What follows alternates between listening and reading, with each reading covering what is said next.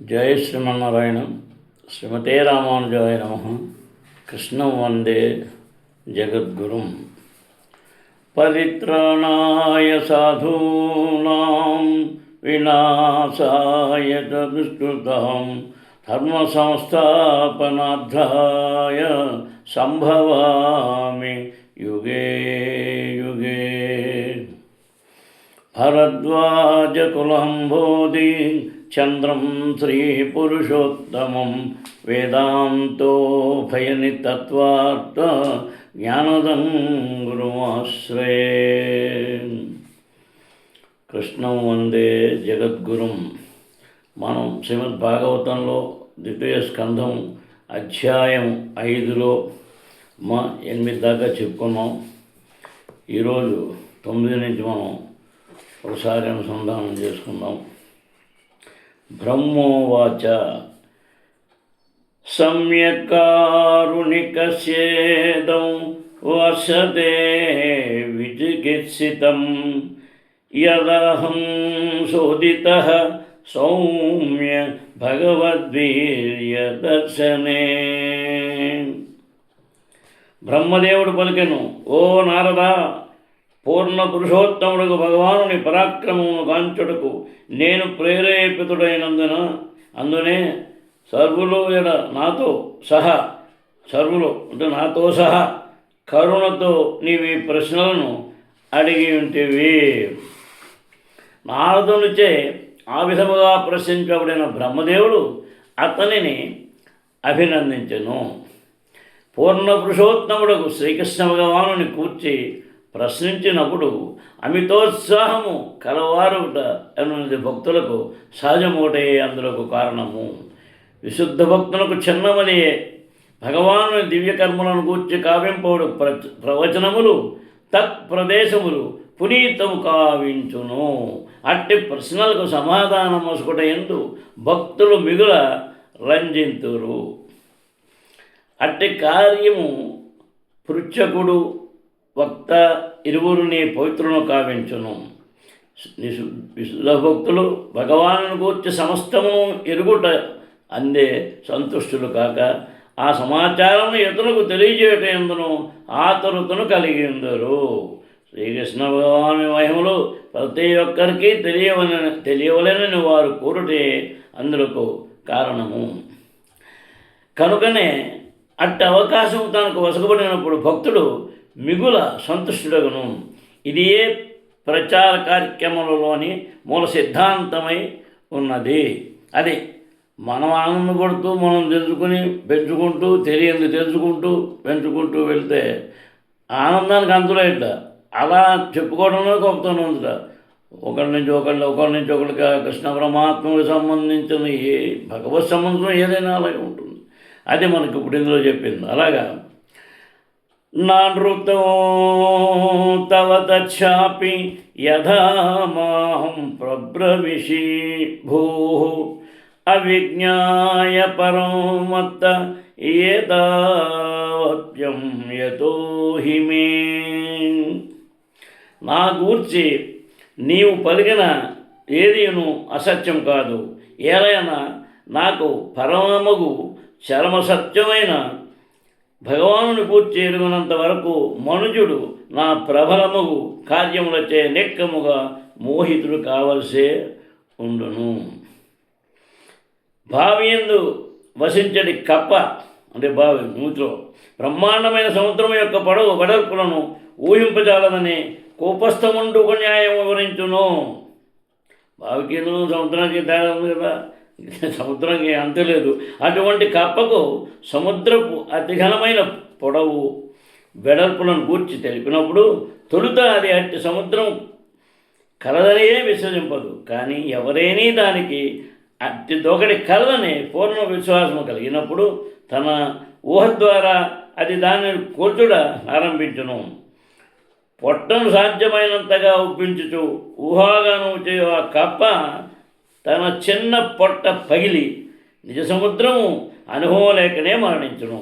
అదే విధముగా లౌకిక విజ్ఞాన శాస్త్రవేత్తలు కూడా కప్ప మెదడును పోలిన మెదడులతో వైజ్ఞానిక ఉపలబ్ధితో భగవానుని పరిణామమును తెలుసుకొని కోరుచు అతని అచింత్య శక్తిచే పంతం పలుకుతున్నారు. కానీ అంత్యమున వారు కప్పవలే అపజయంతో మరణింతురు. లౌకికముగా శక్తివంతుడైన మనుషుడు కొన్ని మార్లు భగవానునిగా లేదా భగవతవతారముగా అంగీకరింపబడును. నిజముకు భగవద్జ్ఞానము లేకనే ఆ రీతి జరుగుచుండును. అటువంటి భౌతిక పరిగణ క్రమముగా విస్తరించి బ్రహ్మదేవుని వరకును చేరగలదు. విశ్వమునందు అత్యున్నత జీవుడగు అతని ఆయువు లౌకిక శాస్త్రానికి అచింత్యమై ఉన్నది. పరమ ప్రామాణిక జ్ఞాన గ్రంథము భగవద్గీత 8:1 నుండి మనకు లభించిన సమాచారం బట్టి బ్రహ్మదేవుని ఒక పగలు ఒక రాత్రి ఈ లోకంలోని కొన్ని కోట్ల సంవత్సరములలో సమానమని గణింపబడినది. ఇంతటి దీర్ఘాయు కోపస్థమండూకముచే విశ్వాసనీయం కాదు. కానీ భగవద్గీత ఎందు తెలుపుకున్న సత్యము అనుభవం కలిగిన వారు మాత్రము వైవిధ్యపూర్ణ ఒక విశ్వమును సృజించిన మహాపురుషుని ఉనికిని అంగీకరింతురు. ఈ బ్రహ్మాండములోని బ్రహ్మదేవుడు ఇతర బ్రహ్మాండముల బ్రహ్మదేవుల కన్నను యౌవనవంతుడని శాస్త్రముల ద్వారా తెలియవచ్చుతున్నది. కానీ వారిలో ఎవరునూ దేవదేవుడికి శ్రీకృష్ణుడితో సమానులు కాజాలరు. నారదుడు ముక్తాత్మలలో ఒకడు. ముక్తి పిదపనే అతడు నారదునిగా తెలియబడెను. ముక్తికి పూర్వం అతడు ఒక సాధారణ దాసీపుత్రుడు. దేవదేవుడుకు శ్రీకృష్ణుని కూర్చుని నారదుడు ఎలా ఎరుగుకుండును? బ్రహ్మదేవుడు వాస్తవముగా పరమపురుషుడు కానప్పటికీ నారదుడు అతని నేల అట్లు తప్పుగా భావించను. అతని ఏల తప్పుగా భావించు అది అని ప్రశ్నలు ఉదయించవచ్చును. ముక్తాత్ముడెన్నడను అట్టి తప్పు భావనతో భ్రాంతికి లోను కాడు. అట్టి ఎడ అల్పజ్ఞుడకు సాధారణ మనుషుని వలె అతడెందులకు ఆ ప్రశ్నను అన్నింటినీ అడిగెను. శ్రీకృష్ణ భగవానుని నిత్య సహచరుడే అయినప్పటికీ అర్జునుని యందును అట్టి భ్రాంతి కలిగి ఉండెను. అర్జునుని యందు లేదా నారదుని యందు అటువంటి భ్రాంతి భగవత్ సంకల్పముననే కలుగుచుండును. ముక్తాత్ములు కాని వారు తద్వారా భగవానుని నిజతత్వమును జ్ఞానమును అనుభూతమనొచ్చుకొనగలరు. బ్రహ్మదేవుడు సర్వశక్తిమంతుడగుటను కూర్చి నారదుని మనస్సున ఉత్పన్నమైన సందేహము కోపస్థమండూకములకు ఒక గుణపాఠము వంటిది. తద్వారా భగవానుని వ్యక్తిత్వమును తప్పుగా అర్థం చేసుకున్నట బ్రహ్మదేవుని వంటి వానితో పోల్చడం ద్వారాను ఇక భగవానునిగా లేక భగవతవతారముగా అసత్యరీతి తమను ప్రకటించుకుని సాధారణ మనుషులు గూర్చి వేరుగా తెలుపున్నదేమున్నది అని భ్రమకు వారు గురి కాకుండా ఉండగలరు. పరమపురుషుడు సర్వదా పరమోత్కృష్టుడే. ఈ భాష్యమునందు నేను పలుమార్లు ధృవీకరించినట్లు ఏ జీవుడు చివరకు బ్రహ్మదేవుడు సైతము తనను భగవానునితో సమానముగా ప్రకటించుకొనజాలడు. జనులు ఒక మహాపురుషుని అతని మరణానంతరము భగవానునిగా అర్చించినప్పుడు వీర పూజ రూపమున ఎవ్వరూ మోసపోరాదు. అయోధ్యానగర రాజైన రామచంద్రుని పోలిన రాజులు పలువురు పూర్వం ఉన్నప్పటికీ వారెవ్వరూ శాస్త్రమునందు భగవానునిగా పేర్కొనబడలేదు. రామచంద్రుడుగా చక్కని రాజే కావలసిన అవసరం లేదు. కానీ పూర్ణ పురుషోత్తముడనడానికి శ్రీకృష్ణుడు వంటి మహాపురుషుడే అయునుట అత్యంత ఆవశ్యకమైన యోగ్యత. కురుక్షేత్రనందు పాల్గొనిన వారి మనము నిశితముగా పరిశీలించినచో ధర్మరాజు రామచంద్రుని కన్నను ఏమాత్రము తీసుకొని ధర్మాత్రుడు రాజుని గాంచగలము. గుణ పరిశీలన ద్వారా అతడు శ్రీకృష్ణ భగవానుని కన్నను ఉత్తమ నీతిజ్ఞునిగా చూడగలము. శ్రీకృష్ణుడు అబద్ధమాడమని కోరినను ధర్మరాజు నిరాకరించను. కానీ దాని భావము ధర్మరాజు రామచంద్రుడు లేదా శ్రీకృష్ణుడితో సమానమని కాదు. పరమ ప్రామాణికులైన వారు ధర్మరాజును ధర్మాత్మగా పరిగణించింది. కానీ వారు శ్రీరాముని లేదా శ్రీకృష్ణుని భగవానుగా అంగీకరించింది. అనగా భగవానుడు అన్ని పరుసల యందును విభిన్న ఉనికిని కలిగి ఉన్నాడు. భగవానుని మానవ రూపమును ఆరోపించి ఎట్టి వాదమును అతనికి సరిపోదు.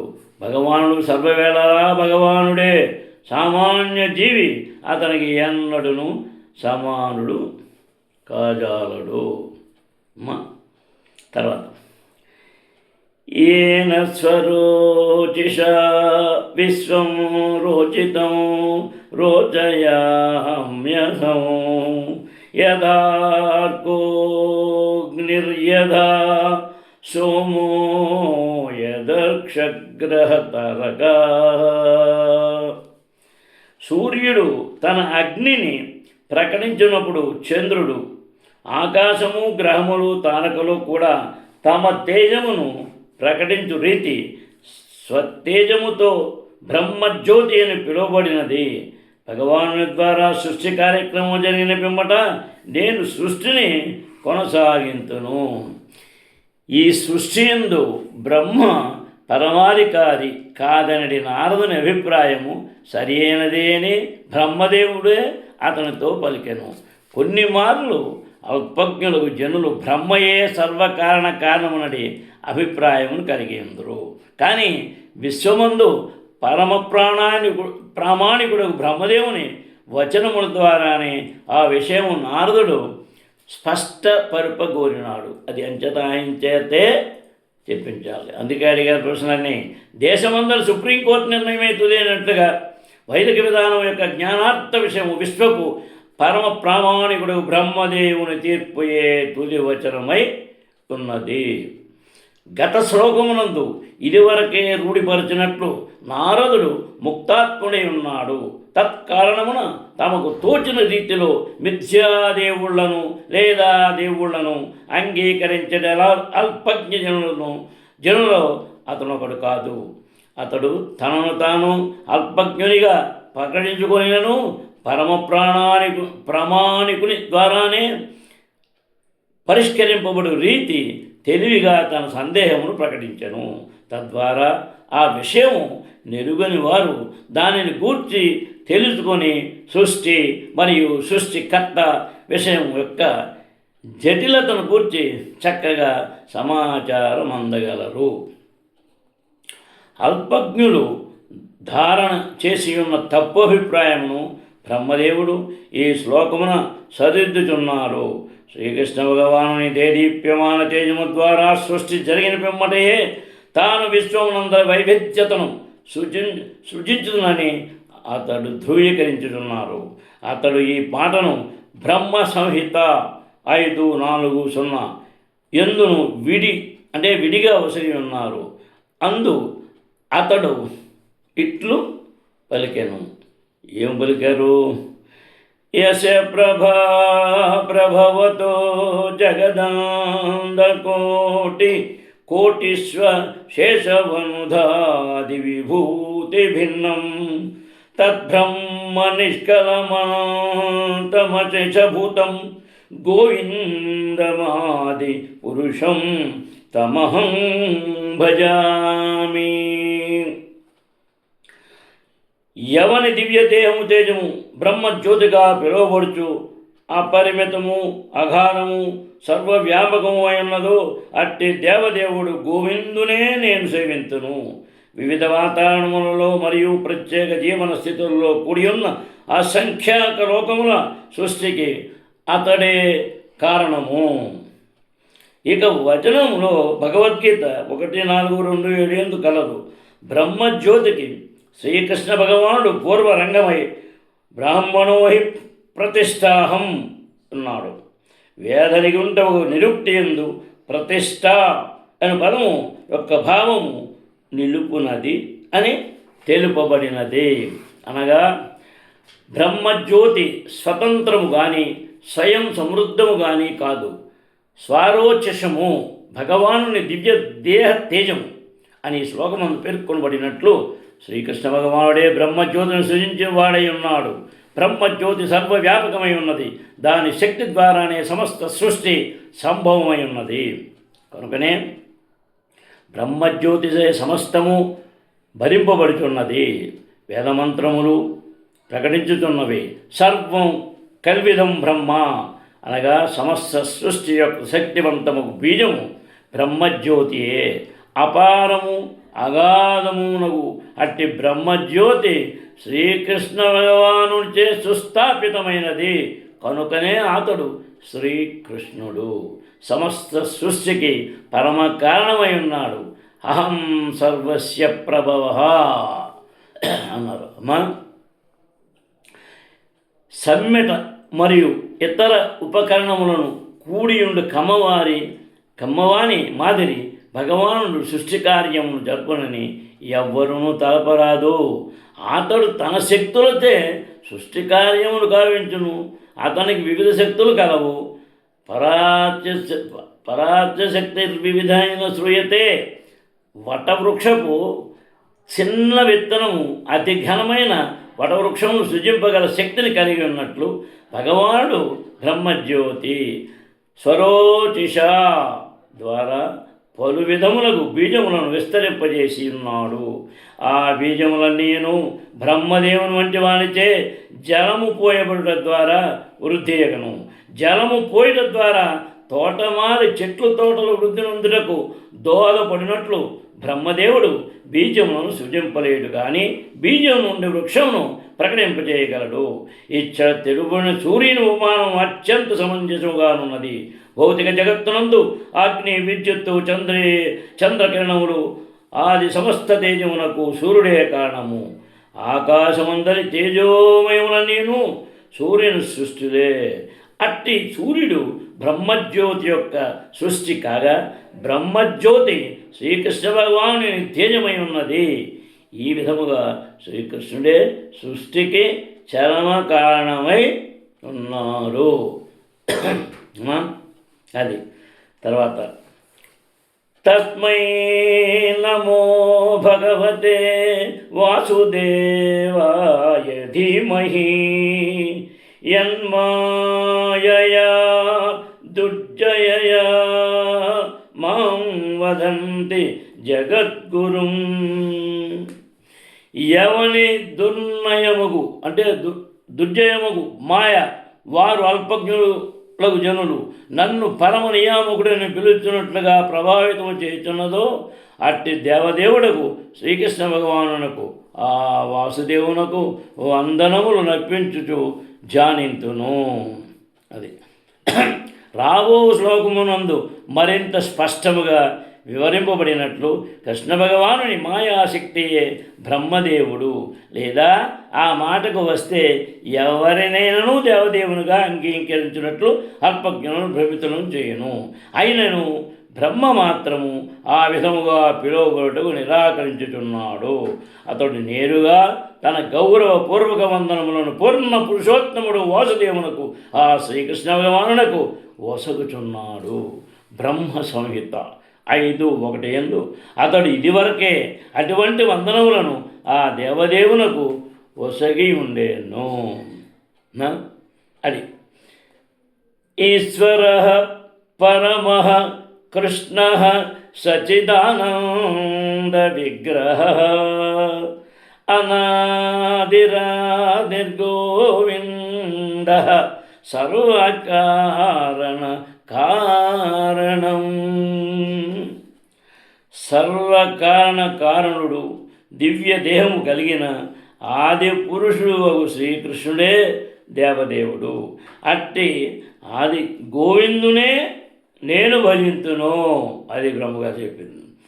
సృష్టి ఆయనే చేస్తున్నాడు, ఎవరి ద్వారా చేస్తున్నాడు అన్నది మరి ఆయనకే తెలుస్తుంది. అలాంటి వాళ్ళు మరి మహానుభావులు అదే నాదో యొక్క డౌట్ క్లియర్ చేయడానికి. అమ్మా సరే, బ్రహ్మదేవుడు తన వాస్తవ స్థితిని ఎరిగి ఉన్నాడు. ఏ విధముగా అల్పజ్ఞులకు జనులు భగవానుని మాయశక్తిచే భ్రమితులై ప్రతి ఒక్కరిని భగవానునిగా అంగీకరించరో అతడు ఎరుగును. బ్రహ్మదేవుని వంటి బాధ్యతాయుతుడకు వ్యక్తి శిష్యులచే లేదా అనుయాయులచే భగవానునిగా సంబోధించబడుటకు నిరాకరించును. కానీ శోకములు ఒంటెలు గార్ధభముల వంటి నైజము కలిగిన జనులచే పొగడ్తనందు మూర్ఖులు మాత్రము దేవదేవునిగా సంబోధించుటకు ఊళ్ళు ఊర్చుందరు. ఎందులకై అట్టి జనులు భగవానునిగా సంబోధింపబడు ఎందు ఆనందము అందులో లేదా ఎందులకై అట్టి జనులు మూర్ఖ ప్రశంసా పరులచే భగవానుడిగా సంబోధించబడుదురో రాబో శ్లోకమునందు వివరించబడినది. తర్వాత విలజ్ఞమానయా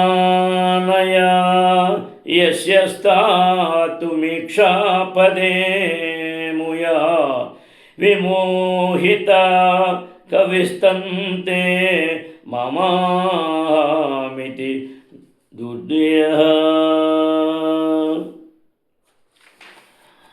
భగవానుని మాయాశక్తి తన స్థానము పట్ల లజ్జిత అయిన కారణమున ఎన్నడూను అగ్రత్వమును గ్రహింపదు. కానీ ఆమెచే మోహితురాలైన వారు మాత్రము నేను నాది అనే భావనలో మునిగినందున సర్వదా ఆ సందర్భ భాషనే చేయుదురు. శ్రీకృష్ణ భగవానుని దుర్జయముగు మాయాశక్తి అజ్ఞానమునకు ప్రాతినిధ్యం వహించిన తృతీయ శక్తి సంపూర్ణ జగత్తును మోహపరచగలదేమో కానీ ఆ దేవదేవుని ఎదుట నిలువగలిగినంత సామర్థ్యము మాత్రము కలిగినది కాదు. అజ్ఞానము భగవాను వెనుక భాగమున కలదు. అచ్చటామె జీవులకు మోహింపజేయు సముద్రాలయుండును. ఇక భ్రమిత జనులు ముఖ్య లక్షణమేమనగా వారు ఆ సందర్భ భాషనే కావింతురు. అసందర్భ భాషణలు అనడం వేదవాక్యము చే సమర్థింపబడలేదు.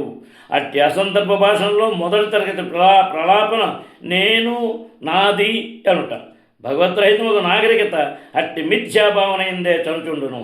అటువంటి జనులు నిజముకు భగవనుభూతిని లేకుండా మిథ్యా భగవానుని అంగీకరించుటయో లేదా మాయాశక్తిచే ఇదివరకే భ్రమితులైన వారిని తప్పుదారి పట్టించుటకు తామును తాము భగవానుని తప్పుగా ప్రకటించుటయో కావింతురు.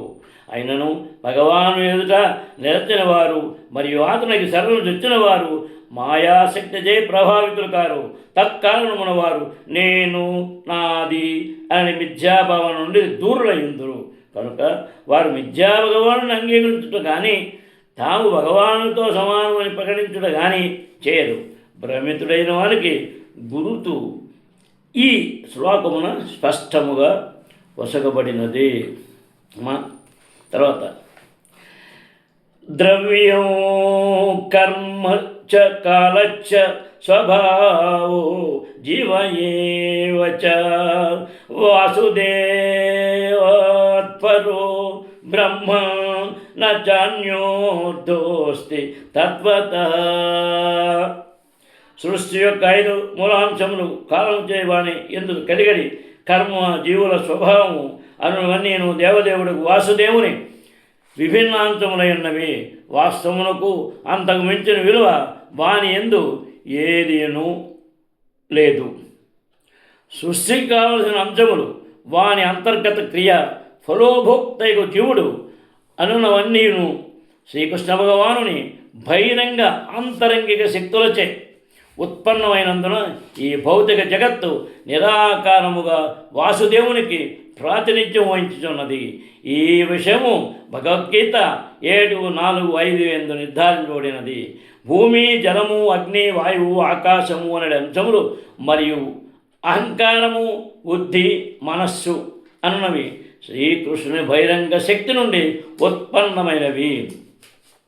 ఈ స్థూల సూక్ష్మాంశముల నడుమ కాలచోదితముగా కలిగి అంతర్గత క్రియను అనుభవించడు జీవుడు ఆంతరంగిక శక్తి యొక్క అంశమై ఉన్నాడు. భౌతిక జగత్తునందు కానీ లేదా ఆధ్యాత్మిక జగత్తునందు కానీ నిలిచినుటకు అతడు స్వతంత్రతను కలిగి ఉన్నాడు. భౌతిక జగత్తునందు అతడు అజ్ఞానము చే మోహింపజేయబడినను ఆధ్యాత్మిక జగత్తునందు మాత్రము ఎటువంటి భ్రమలు లేకుండా సహజ స్థితియకు ఆధ్యాత్మిక అస్తిత్వమున నిలిచిండును. అతడు శ్రీకృష్ణ భగవానుని తటస్థ శక్తిగా పిలువబడినాడు. కానీ అన్ని పరిస్థితుల యందును భౌతికాంతములు కానీ ఆధ్యాత్మికాంతములు కానీ దేవదేవుడు వాసుదేవుని నుండి స్వతంత్ర ప్రవృత్తిని కలిగి ఉండగలవు.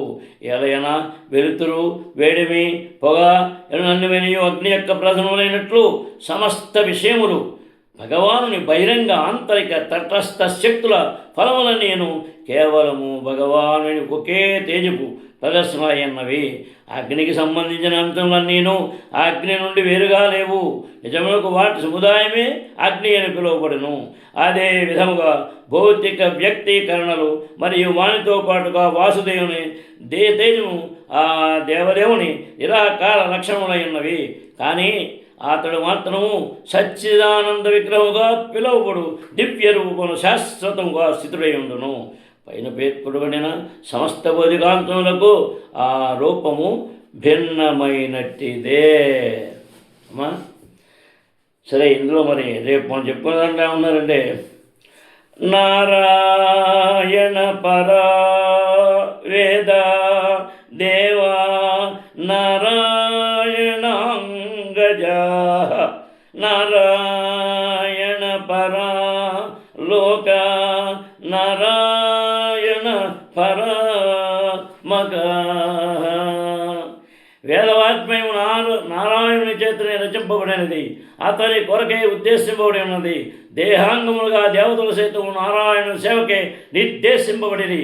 వివిధ లోకములు సైతము అతని కొరకే కలవు, మరియు వివిధ యజ్ఞములు ఆ నారాయణుని ప్రీత్యర్థమే జరుపబడును. అమ్మా జై శ్రీమన్నారాయణ. శ్రీమతే రామానుజాయ నమః. కృష్ణో వందే జగద్గురుం. శ్రేయకాంతాయ కళ్యాణ నిధయే నిదార్థినాం శ్రీవేంకట నివాసాయ శ్రీనివాసాయ మంగళం. సర్వే జనా సుఖినో భవంతు. కృష్ణం వందే జగద్గురుం. ఆ స్వామి యొక్క పరిపూర్ణ కటాక్షంతో అమ్మ అందరూ ఆయురారోగ్యశ్వర్యాలతో చల్లగా ఉండండి. జై శ్రీమన్నారాయణ. జై శ్రీకృష్ణ.